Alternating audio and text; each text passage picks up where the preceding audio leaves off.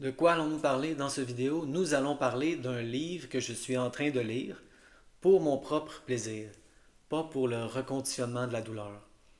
C'est le livre Le mythe de la normalité par Gabor Maté.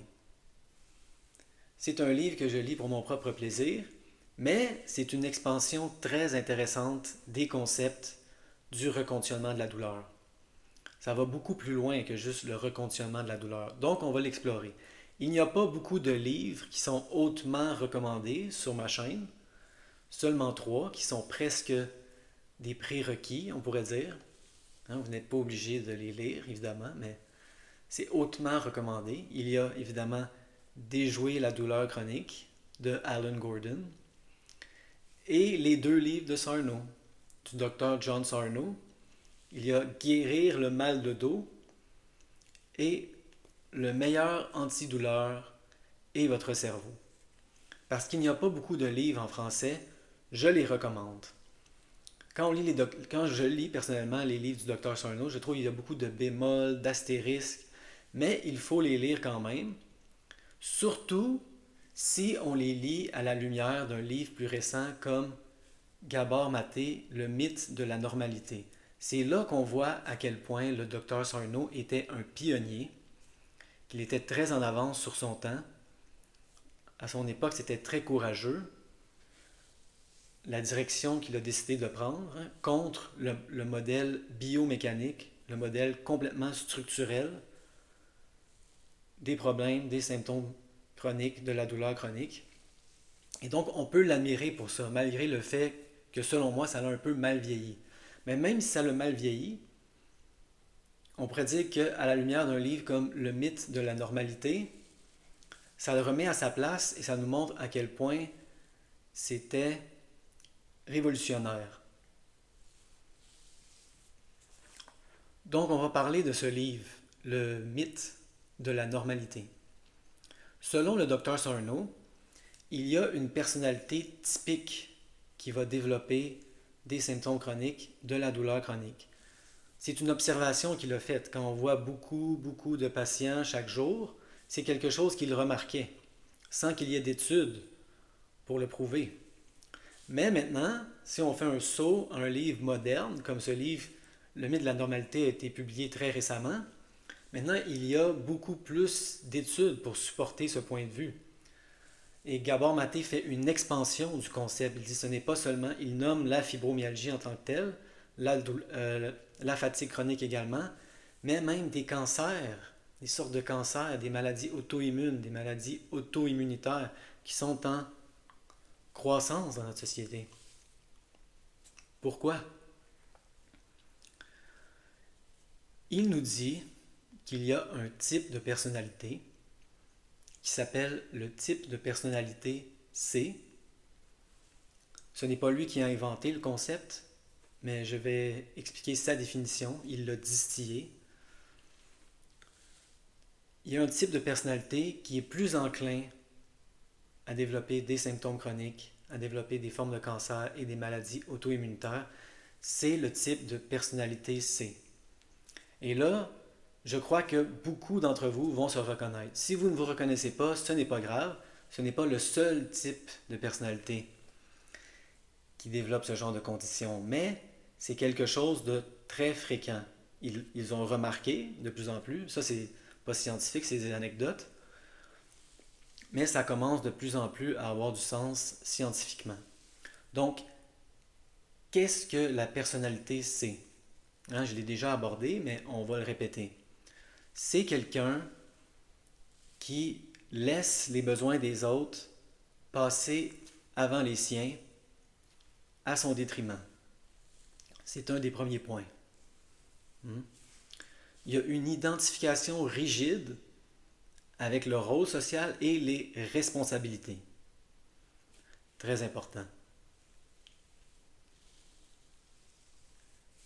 Ces gens-là agissent dans ces responsabilités-là comme si ce rôle justifiait leur existence. Hein? C'est une espèce de culpabilité. Ils ont besoin de justifier leur existence à travers ce rôle où ils aident les autres. Évidemment, il y a une répression de la colère qu'on pourrait appeler saine. Il y a une colère saine qui met une limite, qui dit non, ça suffit. Il y a une répression. On va même explorer le phénomène de la suppression de cette colère. Des gens qui pensent qu'ils sont responsables de la façon que les autres se sentent et qu'ils ne doivent jamais décevoir les autres. Moi, je me reconnais beaucoup là-dedans. J'imagine que beaucoup d'entre vous vont se reconnaître là-dedans. Et là, il nous parle d'études, où des gens se font dire des insultes, par exemple. Un groupe qui a une forme de cancer, mélanome, un groupe qui a des problèmes cardiaques et un groupe en santé. Et là, ils se font dire t'es laid, t'es pas bon, t'es pas capable, et ils mesurent leur réaction de stress. Et ce qu'ils découvrent, c'est que les gens qui ont développé cette forme de cancer sont moins conscients, beaucoup moins conscients de leur réaction de stress. Quand on leur demande à quel point as-tu été insulté, ils vont dire pas tant que ça. Mais leur corps dit autre chose. Donc, c'est des gens habitués de réprimer. Ils ne s'en rendent même pas compte. Ah non, non, ça ne va pas déranger tant que ça. Ah oui, mais ton corps dit autrement. Tu es très dérangé par ce qui vient d'être dit, mais tu as appris à réprimer.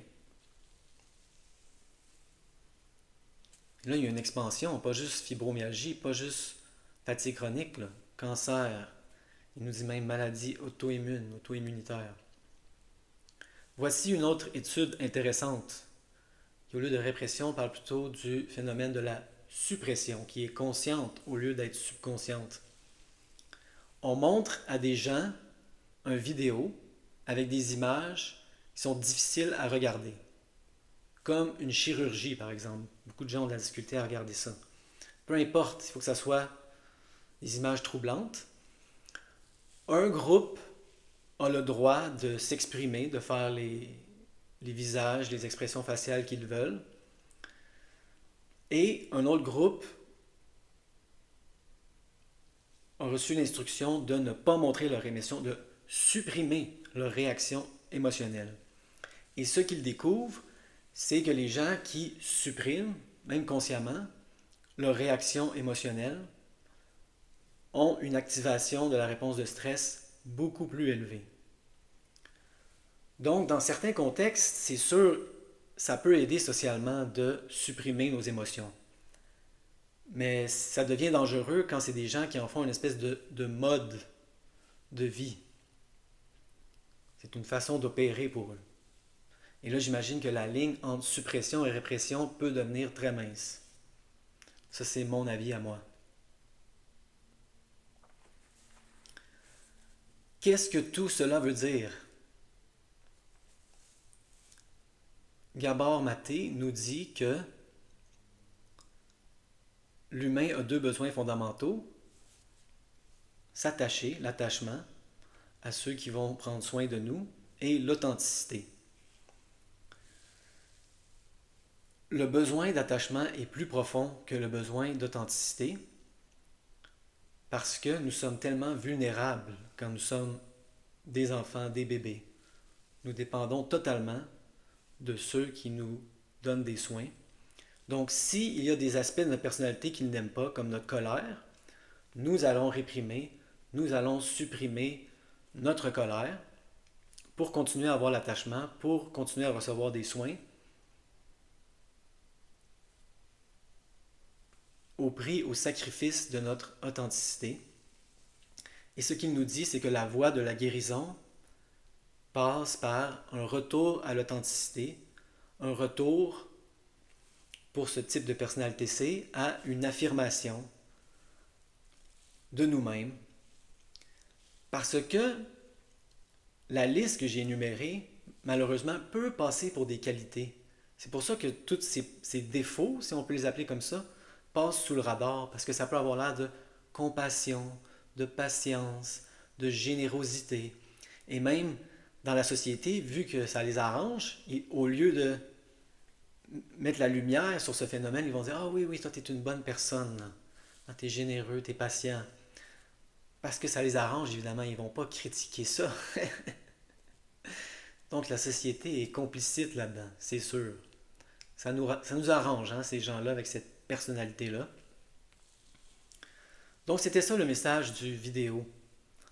Hein, je vous invite à lire les livres du Dr Sarno à la lumière de quelqu'un de moderne, de plus profond, de plus intéressant et de plus fine pointe, on pourrait dire, comme Gabor Maté, parce que ça va remettre en contexte plus scientifique, plus moderne, les vieilles impressions du Dr Sarno, mais parce qu'aussi il va y avoir une expansion là, de concepts comme symptômes chroniques, douleurs chroniques à cancer, maladies auto-immunitaires.